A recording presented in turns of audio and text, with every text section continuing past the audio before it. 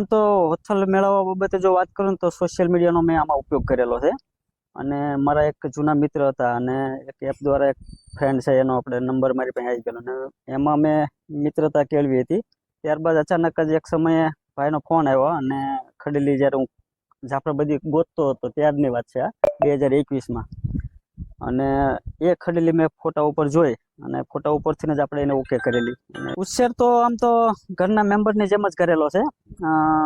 જેમ કે આપણે જે માણસનો પોતાના બાળકનો ઉછેર કરતા એ જ રીતે કરેલો છે. અને પ્રખ્યાત થવા પાછળનું કારણ એ એક છે કે સોશિયલ મીડિયાનો મેં ભરપૂર ઉપયોગ કર્યો છે. ફેસબુકની અંદર ખૂબ જ ફેમસ થઈ છે. મારે ફેસબુક એકાઉન્ટ મારા પેજ ઉપરથી મેં એના વિડીયો અપલોડ કરેલા અને લોકોને ખૂબ જ પસંદ કરેલા. પ્રખ્યાત એક તો એનું બોડી સ્ટ્રક્ચર અને જાળવણી મારી. અને પ્રખ્યાત બીજું એક કારણ છે કે ઓલરેડી આવું અત્યારે જનાવર ક્યાંય છે ને બોડી સ્ટ્રક્ચરની દ્રષ્ટિએ જો વજનની દ્રષ્ટિએ જો ખાસ વાત એ પ્રખ્યાત એટલા માટે પણ છે કે એટલી બધી હેવી બોડી સ્ટ્રક્ચર હોવા છતાં હજુ એની બોડી બગડી નથી. અને આજે જે ક્યારેય મેં આઈડિયા નહોતો મને એ આઈડિયા પણ મેં એક પૂરો કર્યો કે વજન કરવા આપણે હમણાં વચ્ચે લઈ ગયા 2 દિવસ પહેલાં અને મેં મારા પેજ ઉપરથી વિડીયો પણ મેં અપલોડ કરેલો. 950 કિલો વજન ધરાવે છે.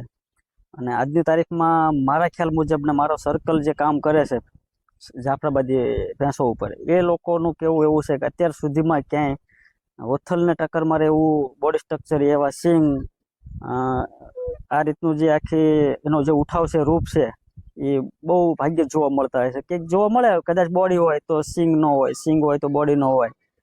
અન્ય બીજી પણ ઘણી બધી ભેંસોમાં જે ખાસ કરીને ખરાબી હોય છે આ વાંચલને ગરમી નીકળવી આ બધા જે ઘણા પ્રશ્નો હોય ગયા હતા અને વથલનો બીજો નંબર આવેલો. જોકે હકદાર તો પહેલા નંબરની જ હતી પણ હવે એ તો નિર્ણાયકો હતા એટલે કોઈ પણ નિર્ણય એમને શું કમી લાગી ખ્યાલ નથી. પણ વથલ બીજા નંબર ઉપર આવી હતી અને 23,000નું ઇનામ મળેલું આપણને. એની બોડી સ્ટ્રક્ચરની વાત કરીએ તો લંબાઈ, ઊંચાઈ અને સિંગ કેટલા છે? બોડીની જો લંબાઈની વાત કરવામાં આવે ને તો એની જે ટોટલ લંબાઈ છે એ 10.5 ફૂટ છે. અને સિંગની જે ગોળાઈ છે એ 24 ઇંચ એટલે કે 2 ફૂટ. અને સિંગની જે લંબાઈ છે જે ટોપાથી નીચે આપણે ગણતરી કરીએ તો મારા ખ્યાલથી 36 ઇંચ. વથલની જો સ્ટાર્ટિંગની વાત કરું ને તો પ્રથમ ઓફર જ્યારે પાકડ પોઝિશનમાં હતી મારા ઘરે આવ્યા પછી 1.5-2 મહિને પરબ વાવડીથી 52ભાઈનો એક ફોન આવેલો અને એ વખતે એમને લગભગ મારા ખ્યાલથી 2.25 લાખની ઓફર એ વખતે મને કરેલી.